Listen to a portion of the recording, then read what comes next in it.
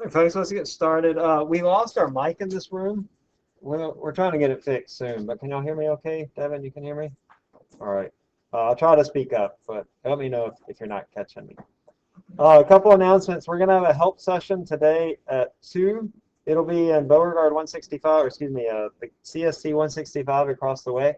And I'll post the notes from that right afterwards. Just remember that in order to get that extra credit, the 2 points extra credit, if you don't attend, then you have to send me your notes by Monday at 5. So make sure you get those in time. And then also, our exam is next Friday, and our calendar's up here. I'm going to email you about this soon, today or tomorrow. It might be tomorrow, but I'm probably going to change this so that y'all aren't coming in on Monday. Instead, you're coming in on Wednesday. I just want to see the blue group before on Monday, so I can just put a little bit up here into them in order to prepare for the exam. Y'all get that here today. It's good to have a little bit up here just to prepare for that exam. But chapter 4, it might be the hardest chapter that we have in the entire semester, maybe even the entire year. Because we're starting to put together things that we've seen before, vectors and a little bit of new stuff. So I want you to be adequately prepared for that exam on Friday. All right. Let's do some of the clicker questions from chapter 4. You should have already completed all the notes for chapter 4 a week or so ago.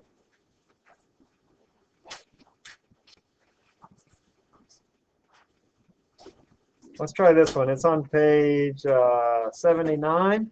We have several true-false questions I want you to do. By the way, I'm recording today's class, and I'll post it up under class sessions on the website. This is a true-false question. I don't usually give true-false questions on the test. I think they're a little bit confusing, but these are useful for us to think about the laws of motion. This has to do with the first law of motion. If an object moves with constant speed, that means that the net force is equal to 0. Is that a true or false statement?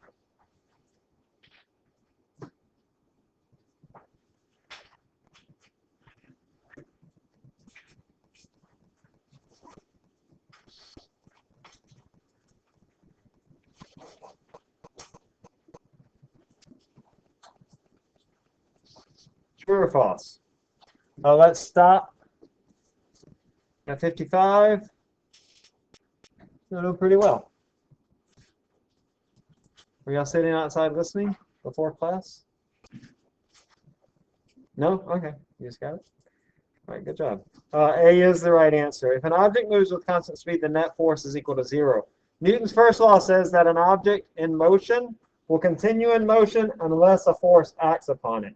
So an object that's moving with a constant speed will continue moving at that constant speed unless a force acts upon it. Hey, I knew a guy that was addicted to drinking brake fluid. Seriously. He said he could stop at any time. That's usually what addicts say, right? Let's try this question. So this is a 1D application of Newton's second law. Let me just summarize the steps that you take on this. The first thing that you do is you draw the vectors. Draw all the force vectors. In this case, there are 2 force vectors. The second thing that you do is you resolve the vectors into their x and y components. This is a 1D problem, and so all the vectors are only on the y-axis, so you don't have to do that step. The third thing that you do is you apply Newton's second law. The sum of the forces equals ma. And then the fourth thing that you do is you solve those set of equations. In this case, there's only one equation. So let's try this out. You have 2 vectors acting on this block. I'm going to draw a coordinate system right here. And I ask you, what are your 2 vectors that you have acting on that block? And the vector that you're looking for is the tension in the rope. So that gives you one of the vectors. What's the second vector that's acting on it? You can skip step 2. Then you apply step 3. And you solve the equation. In this case, there will just be one simple equation.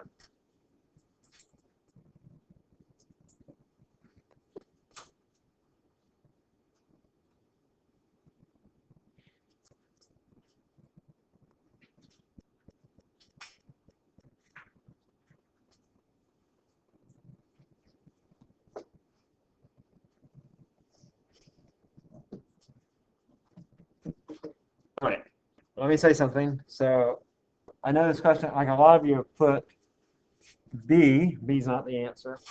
And I know why you put B, because you say F equals ma, the mass is 10, the acceleration is 2. Like, that's not right.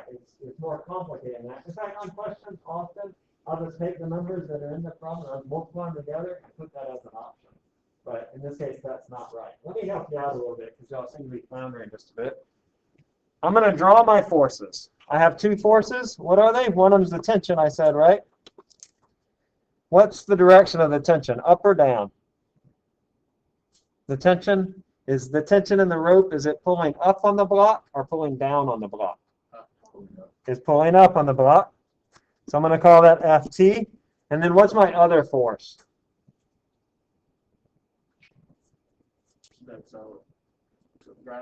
The gravitational force. Very good. So my second force is Fw. And by the way, I can find Fw. It's equal to m times g. I know the mass here is 10, so I know this is equal to 100 newtons. If this object was just sitting there, not accelerating, the tension in the rope would be equal to 100 newtons. All right? But it's not. It's actually moving. I did step 1. I don't have to do step 2 because they're only on the y-axis. Now I do step 3. And so for step 3, I say the sum of the forces equals mass times acceleration. I take the vector sum of the forces, that is Ft minus Fw, equals mass times acceleration. Now that I have that equation, and I only have, in my set of equations, I only have one equation.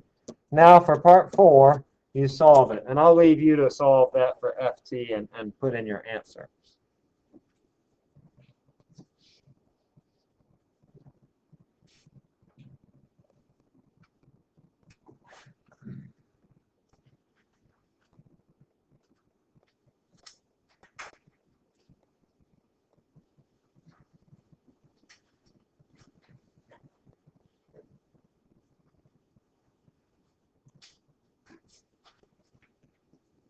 All right, let's stop at 3:30. 3:30.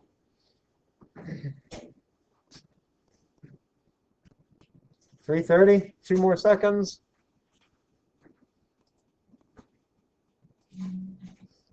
All right, let's see. So, good. You were split between A and C. Those are the right answers to be split between, A and C. It is one of those.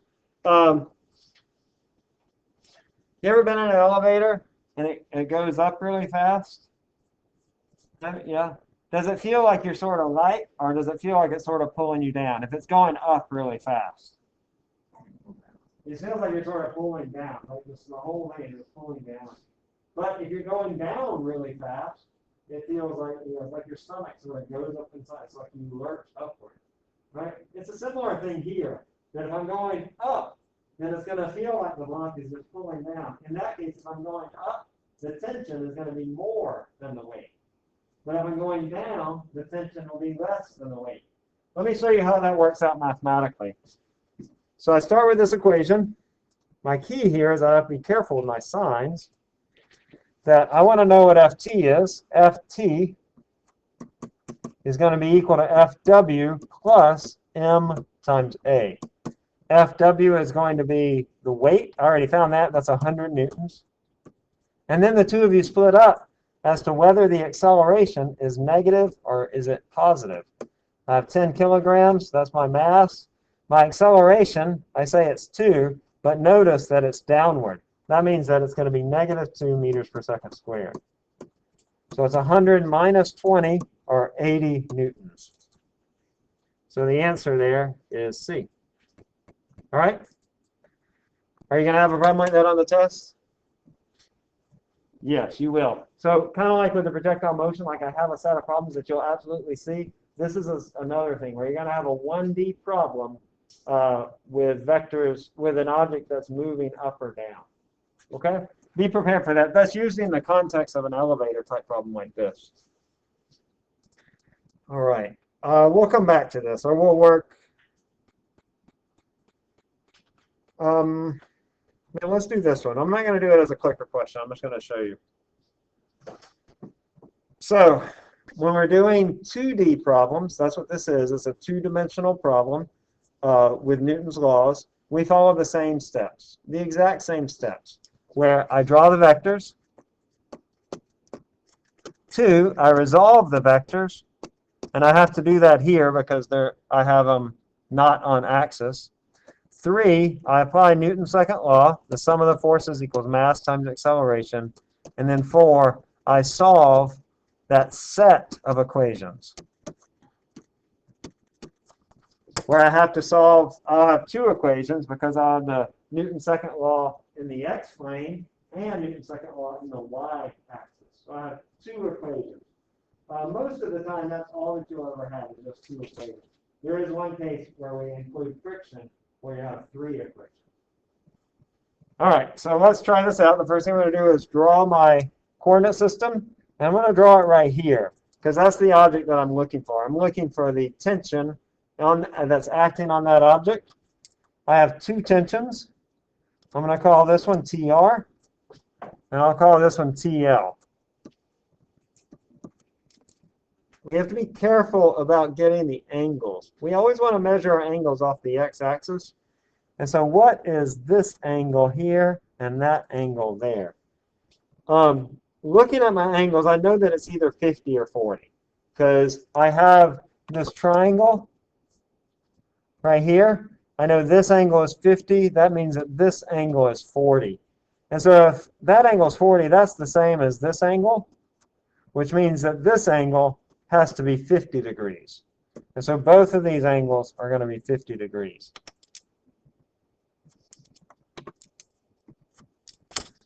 Okay? I've drawn that vector. I have one other vector that's acting on this object. What is it? The gravitational force. So this gravity is in that direction. It has a value equal to 230 newtons. And now I want to resolve my vectors. I'm going to draw this in another coordinate system. Here I'll have TR cosine of 50. Here I have TR sine of 50. Here I have TR, I'm sorry, not sine of 50, cosine of 50. And not TR, but TL. Sorry, I got ahead of myself. So this is the x component for TR.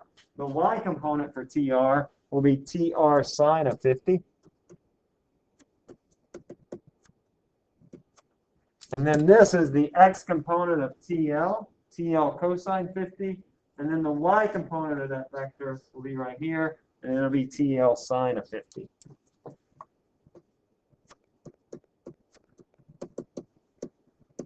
And then this is the weight, FW.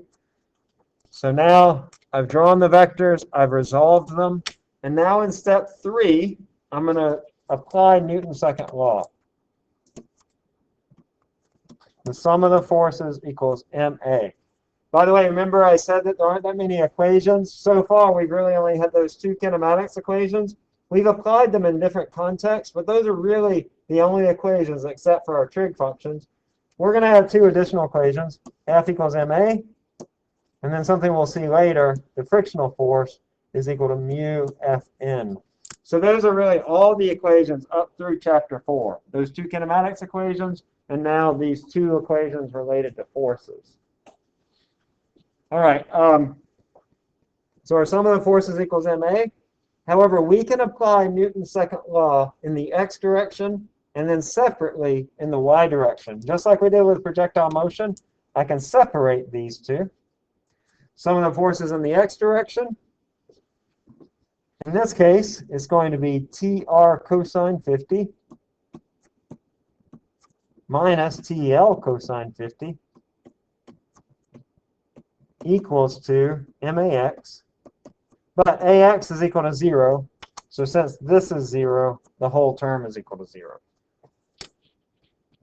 In Newton's laws problems, we have 2 different types of problems. We have dynamic problems. That means that A is not equal to 0. And we have static problems. That means that A is equal to 0. it's useful for you to identify what type of problem you're dealing with in the beginning. Static problems generally are easier than dynamic problems. The problem we did before with the elevator, static or dynamic? Which is that? The elevator that was moving up and down? Dynamic. That was a dynamic problem because it was accelerating. Technically, you can have a static problem, I guess, that's moving, but just at a constant velocity. I think that's true. If you're an engineer, you take a whole year of classes just on static and dynamic problems. So it's like this chapter, but expanded out into a whole year. These problems can get quite complicated. And for, good reason, because our buildings that we build, they're kind of complicated too. And we have to understand how the forces are distributed in those. All right, so I did this with the x. If I solve this, I find that TR cosine 50 is equal to TL cosine 50. And then this cancels out because I can divide through, and I'll just get TR is equal to TL. That makes this problem a lot easier, because what that means is I can go back here and I can get rid of these distinctions between TR and TL. It just makes the problem a lot easier.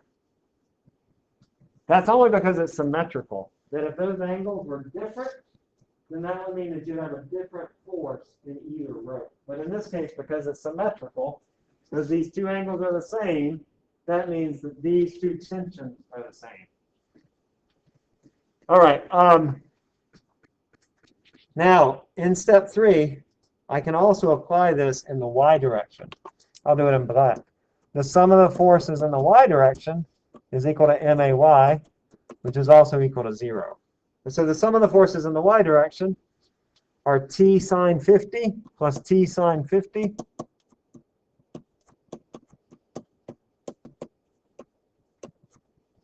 minus FW, and that's equal to 0.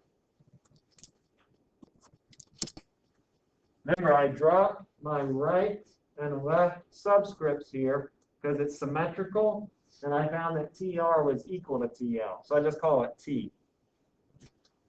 Now if I want to know the tension, it's going to be T is equal to FW over 2 sine 50.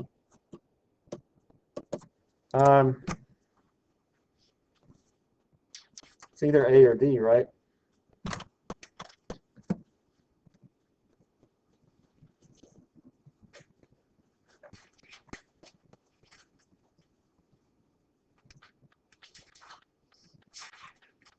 I get 150. Yeah, so 150 newtons. All right? Our tension is equal to 150 newtons. That's on the left and the right. So this problem actually asks for the tension on the right. Yeah, so it would be the same for the left as well. So just pause for a minute. I'll take this in. And all these problems are still following those same 4 steps. All right, Jahan, what's up? Oh, FW is the weight. All right, so right here, I listed the weight at 230, and I got that the mass of this block is 23 kilograms. And since F equals MA, F is also equal to M times G. And G is equal to 10. So I say 23 times 10 gives me my weight. I rarely give you the weight of an object. I almost always give you the mass. And so to find the weight, you just multiply by 10. Back to this, and all these problems, you're following the same 4 steps. Every problem's the same 4 steps. You draw the vectors, you resolve the vectors. Sometimes you don't have to do that because it's 1D. You write out the equations. If it's 2D, you'll have 2 equations. And then you solve those equations in whatever way you need to do. That's going to be different every time. Okay? How are you feeling about this? The previous class was a little bit afraid. It's good to be a little bit afraid right now. I will tell you that the previous class, they started out and really had no idea, and maybe they didn't do their notes like they were supposed to before they came out. They weren't really prepared, maybe. Or maybe it's just new stuff, and that's okay too. But by the end of class, they were doing a lot better. And so if you start now, even if you haven't really looked at chapter 4, if you start now, you'll be fine by Friday.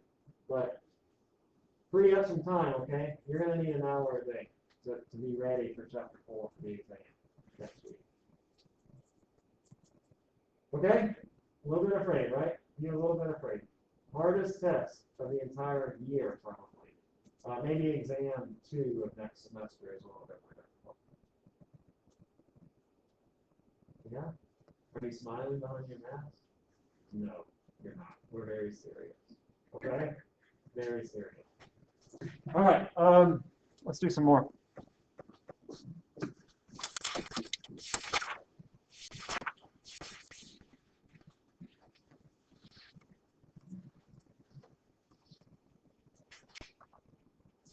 Let's try these. These are true-false questions.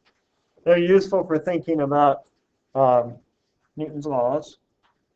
The first, is this a true or false statement? It is possible to have motion without a force. That is, can you have an object in motion and not have any forces acting upon it? Maybe that's a better way to ask that question. It's possible to have an object in motion and have no forces acting upon it.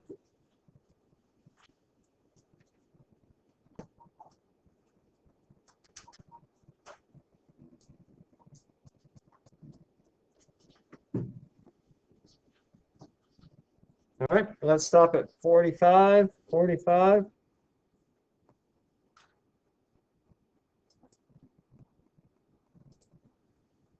Okay, we're sort of split. It is possible to have motion without a force. This was the big difference between the Aristotelian view of Aristotle and Newton. And in fact, today, a lot of us still hold to that Aristotelian view. Not me, but a lot of us do hold to the Aristotelian view. Because when you look around and you look at things, most of those things are stationary, right? Almost everything you see is not moving. So Aristotle said that, the world has this natural state of being stationary. And Newton really upset the world a lot. He really shifted the paradigm of thinking about how things move, and then also just about how we go about scientific discoveries by saying that no, there's no natural state for motion. There's just whatever state you're in, and that you'll continue in that state of motion unless you're acted upon by a force. I know that seems trivial to us now, though most of you still think in an Aristotelian view. When you actually think about how you think about motion, you come from an Aristotle perspective, but it really is groundbreaking. Some people say that Newton was the greatest genius that we've had, at least, for a couple hundred years. All right, let's do number 2. If an object isn't moving, no force acts upon it. That is, a stationary object has no forces acting on it.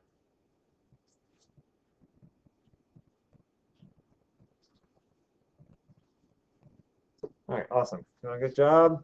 We'll stop at 25. Ask your neighbor if you're not sure. Almost everybody has it right. Good.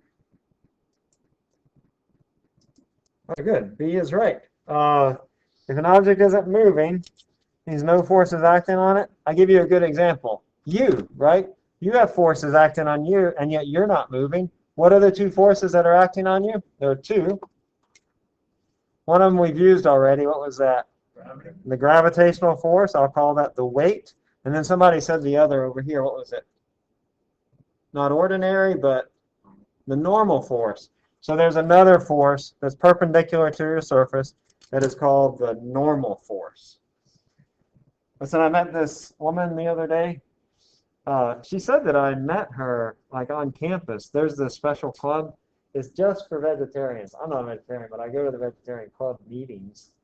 And she's like, yeah, hey, I met you at the vegetarian club meeting. Oh, it's strange because I never met her before.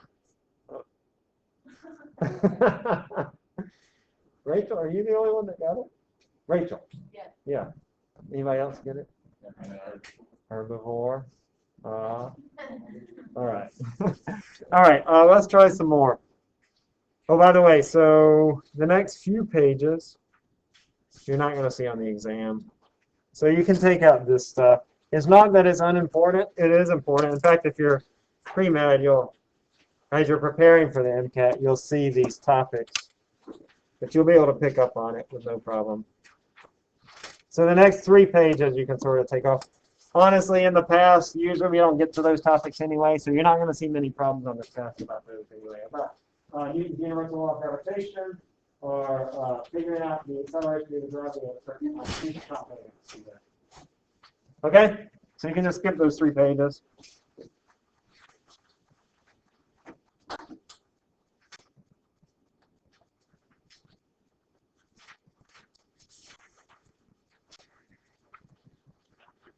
All right, let's go to the problems in the back. Well, we might come back and do some of these.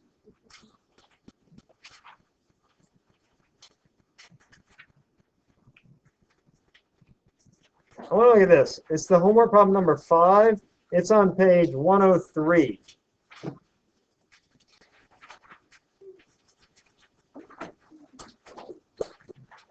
I'm going to work this problem a little bit differently. You can go back and look at the problem online in the videos, but I'm going to work it so that the friction is equal to 0. So let's just work this problem assuming that the frictional force is equal to 0. Remember our steps. Draw our vectors. Resolve our vectors. Apply Newton's second law. And what was the last? Oh, solve the equation. Or in this case, we might have 2 equations. I'm going to write 2 equations. In fact, we're only going to need 1 of them, but I'm going to go ahead and write all the equations. All right, so my first step is to draw the vectors. With inclined planes, it will always, always, always draw your coordinate system like this. It makes life a lot easier because you'll get more vectors that are on an x or y axis. Because you're going to have a normal force, you're going to have some force acting in this direction, and then you're going to have a weight. And of those, 2 of them will be on an axis, and 1 of them will not. So you can rotate your coordinate system however you like, so that the forces are aligned with an x or y axis. So it just makes your life a lot easier to draw your coordinate systems like this. But beware that, this is my plus y and minus y. This is my plus x and minus x. So even though this force is going up, F up, it's actually in the negative x direction, which is sort of, opposite what you would think. I'm going to draw my forces. I have 3 forces. One of them is already drawn. I'm going to label it here. F up. What are the other 2 forces that I have acting? One we've been using a lot, the gravitational force. I'll call that FW. And then what's the other force? The normal force. The normal force is usually, or is often, vertical. So like right now, I'm sitting here, and you're sitting there, and the weight is pulling down on you, and the normal force is pushing straight up. But in this case, the normal force is not straight up. In fact, I can have other situations, like if I push on the board, in this case, the normal force is not vertical at all. In fact, it's horizontal.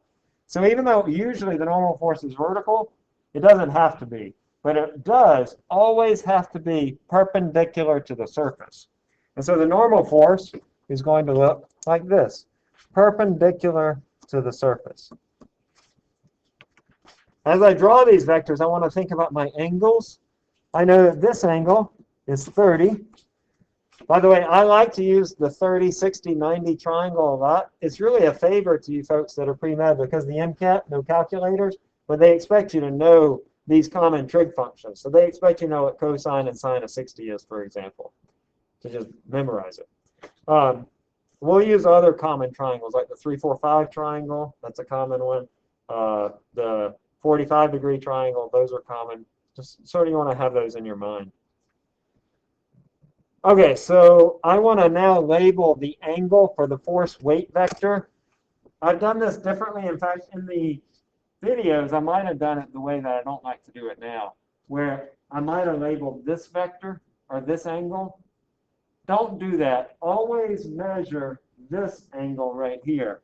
So this angle is not 30 degrees. That angle is 60 degrees.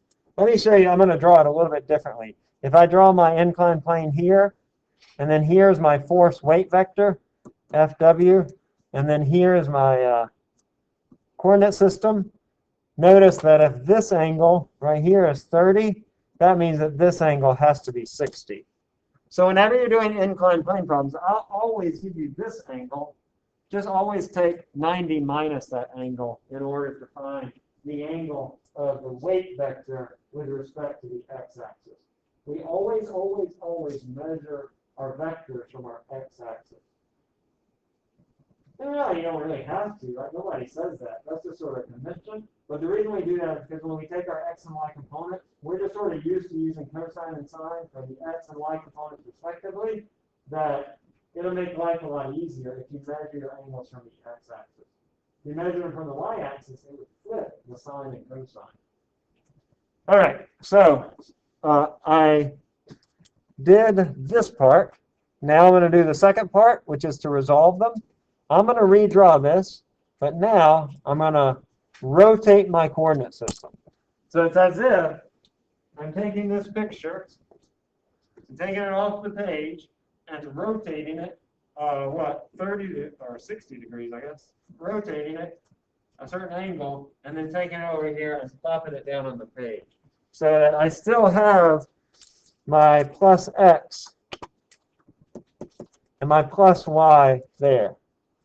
Now I can draw my vectors. Fn is on the y-axis. F up is on the negative x-axis. And now I'm going to resolve Fw. I have Fw cosine 60 and Fw sine 60. Okay?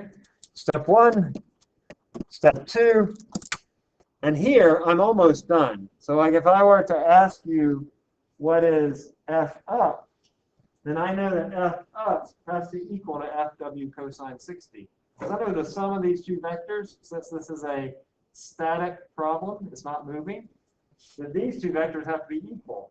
And I know that in an inclined plane, these two vectors have to always be equal. In an inclined plane, the acceleration in the y direction will always be 0, because that block is not going to move up off of the surface.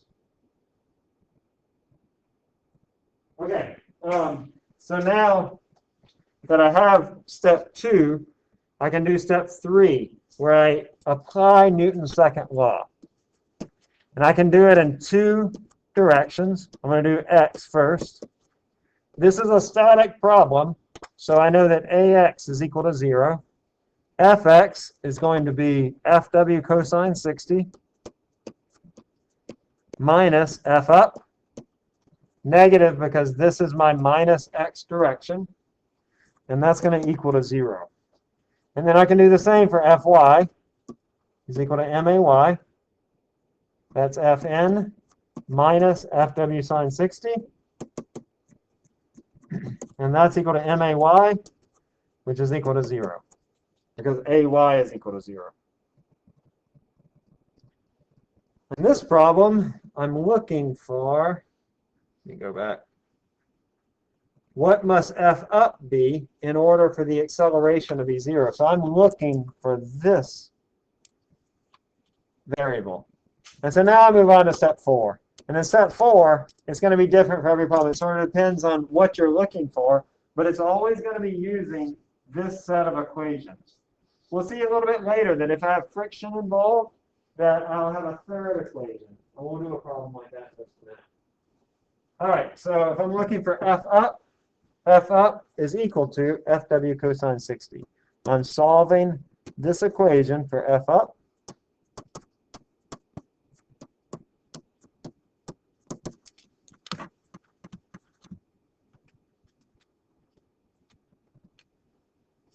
What was Fw? I give you the mass is 5 kilograms. That means Fw is equal to m times g, or 50 newtons. And so this is going to be 50 newtons times a half, which is 25 newtons. That's my F up. In the second part of this problem, oh, and by the way, no friction. We're working this without friction. But online, I work it with friction. And we'll do that Because next time y'all are in here, or in the help session, actually, we're going to do a lot of incline planes today in the help session, and we'll throw in some friction too. So if you're watching those videos from the help session, or if you come even better, you'll begin to see that worked out as well. So if I add friction, it becomes more complicated. But you can do it. I know you can. In part 2 of this, it's exactly the same, but in part 2, it asks, what if F up is 55? Yeah, what if F up is 55? So let's do part 2, or part B.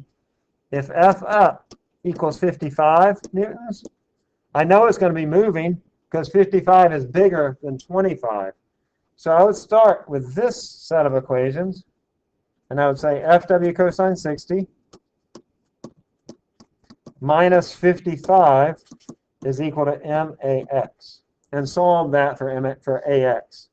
So AX is equal to 25 minus 55 divided by the mass, which is 5 kilograms.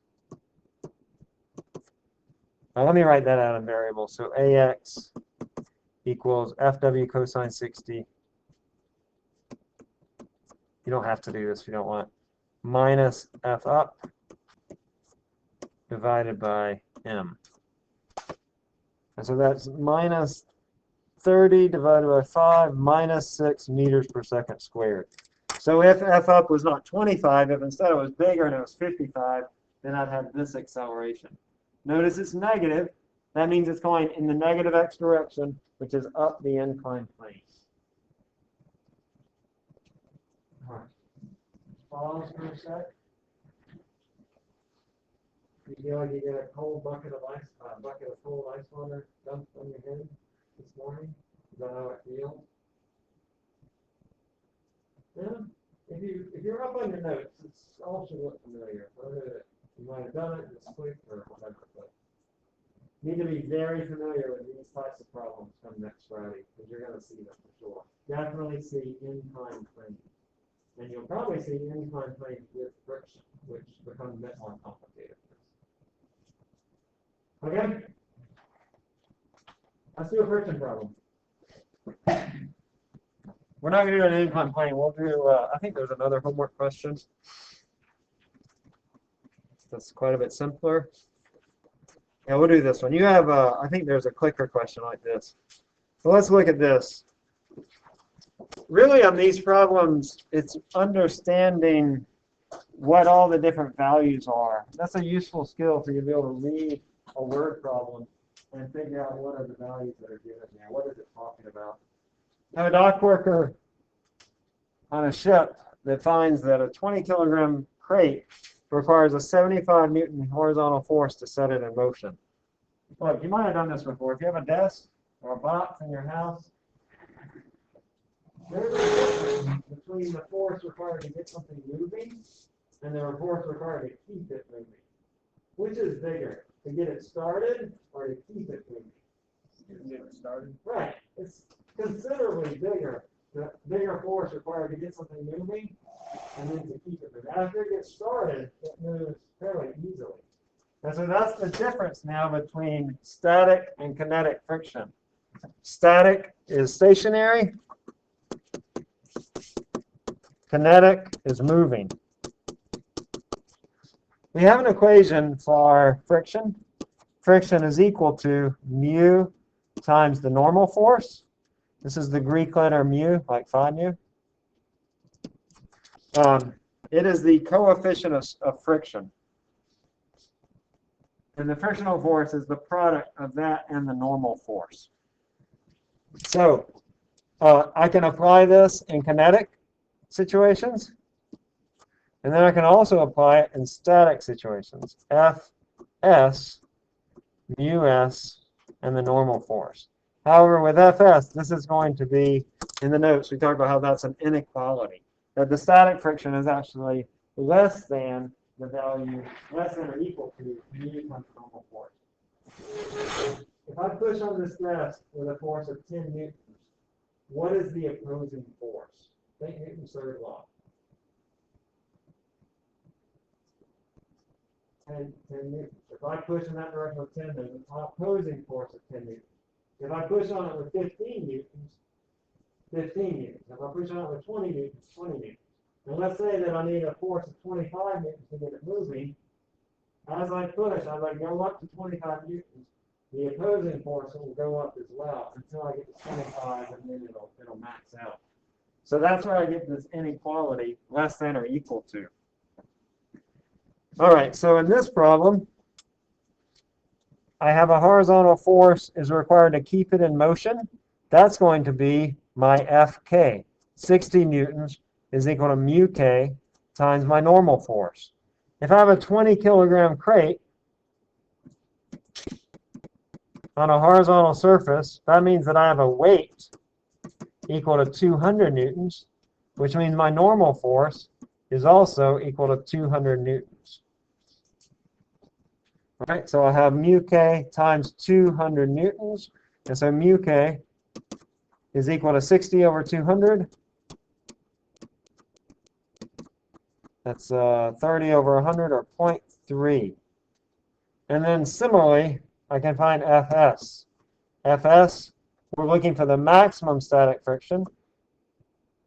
So I'm going to use an equality here, mu s Fn, because I'm only looking for the maximum. That's going to be, it required a 75 Newton force. 75 newtons equals mu s, which is what I'm looking for, times 200.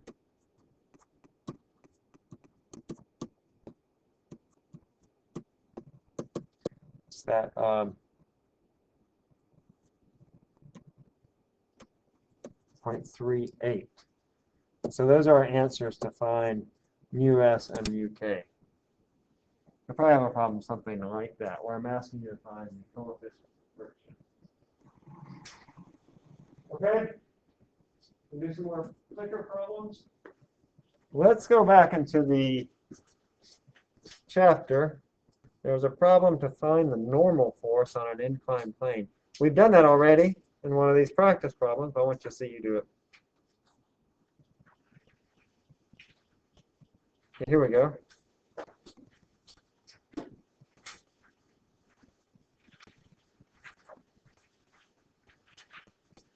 Try this one. You should be able to do this one all on your own.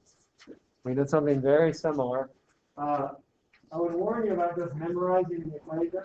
It might be useful to memorize the equation, but it's better if you can remember the process.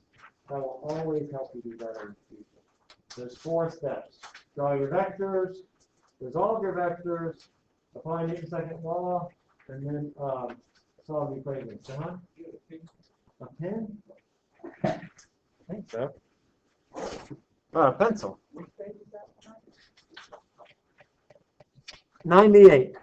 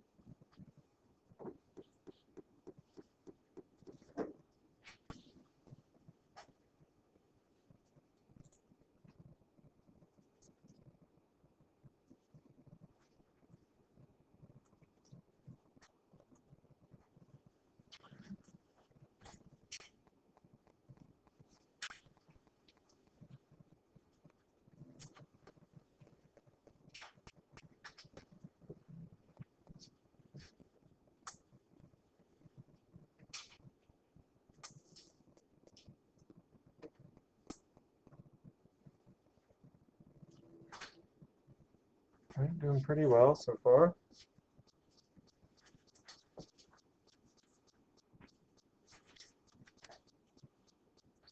I'm going to stop at 350. A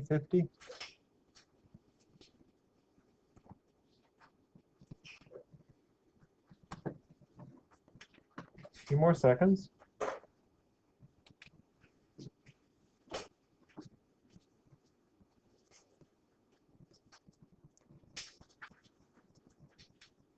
Okay, so we're sort of split between A and C. A and C. Okay, good. So what we do here is we first draw our vectors. I have my normal force here. That's what I'm looking for. I have my weight here. And by the way, I'm going to go ahead and draw this angle. I know that this angle is 60 degrees. That might have been the mistake that you made, that you used 30 degrees instead of 60 degrees if you put C. And I'm assuming that there's some force acting up. That force is not important actually here. I'm going to say that that is my frictional force, by the way. I'll lay it as a script F, a lowercase script F. That's my first step. My second step is to now resolve those vectors. I have Fn, I have F, and now I have to resolve Fw. Fw cosine 60, or excuse me, sine 60, and Fw cosine 60. That's step 2. Now step 3 is apply Newton's second law. Since I'm looking for Fn, I only have to do that in the y direction. So I say Fn minus Fw sine 60. That's equal to 0. It'll always be 0 in an inclined plane in the y direction, not necessarily in the x direction. And so Fn is equal to Fw sine 60. And Fw sine 60 is 10 times g, or 100 newtons. Sine of 60, which is 0.87, will be 85. It comes out different because I used 9.8 when I did this. Jahan? Yeah, it's because I used, when I did this problem, I used 9.8 as g, and so your weight was not 100, it was something less. 98. Or 98, right. Huh? It's off too, because really, when I worked it, I'm sorry about that, I used to use 9.8 for g, that when I did it, that this was actually equal to 98 sine of 60. In which case, that's equal to 85. But if you do 100 times sine of 60, it's equal to 87. Okay? So A is the right answer. In a few minutes. Let's go on and do the next one. I just want to warn you again that, well, you might say, well, I'll just always do the normal force as Fw sine 60. That's not always the case. And we'll see that as you practice some more. That sometimes you have other forces that are acting that make the normal force different. Like say, for example, what if I'm pushing down on this? That would increase the normal force by a certain amount. Or if I'm pulling up in this direction, it would change the normal force. So I always caution students against just memorizing equations. And instead, they go through this process for every problem. Once you get really good at it, then you can memorize the equations, and that's fine. Because sometimes you'll see the standard problem, and then you can do it really quickly. But I really always caution students, as you're learning, you just follow the process. All right, let's try this next one. In this case, we're going to have, I want to know what is this coefficient of static friction in order to keep the block in place. So in this case, you need to solve for F, S, and then solve for mu S. And I'll remind you that equation is Fs is equal to mu S times the normal force. So you need to find this, and then you can find mu S, which is really what you're looking for.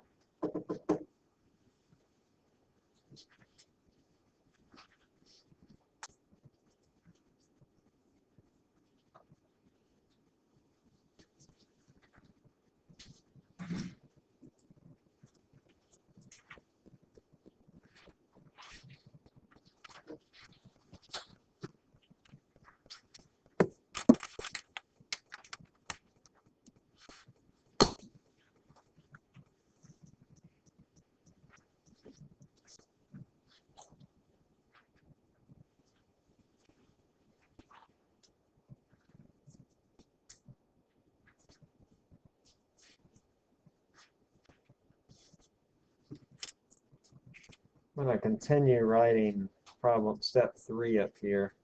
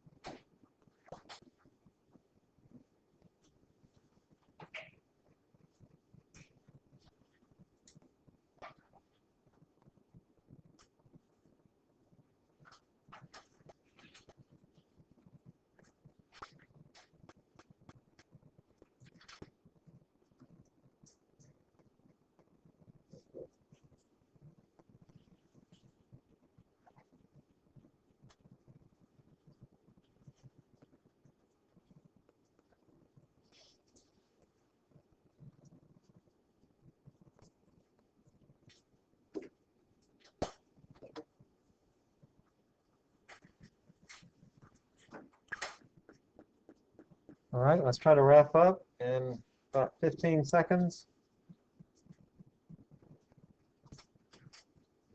Stop at 325. Just guess if you're not sure. All right. All right, so I first find Fs. I've already gotten this a little bit. The answer is A, by the way. Fs is equal to Fw cosine 60. That's going to be equal to 100 times cosine of 60, or 50 newtons. And then, taking this ratio, I say that mu s is equal to Fs divided by my normal force. That's going to be 50 divided by 87, which I found in the previous problem, which is going to be 0.6. So you'll find that problems sometimes sort of follow one another. I'll try to have them not be too dependent, but sometimes it's going to happen. We have a series of questions that are based especially on the incline plane. Now, you're going to see an incline plane, you're going to see at least 3 questions that follow it. Okay, I think we're out of time. Yeah. How do you, for your writer, how do you know which writings Oh, I use this equation right here. So I solve this for mu s. I divide both sides by Fn, and so mu s is Fs over Fn. Okay? You have a great day. Good weekend. I'll see you hopefully this afternoon. Okay.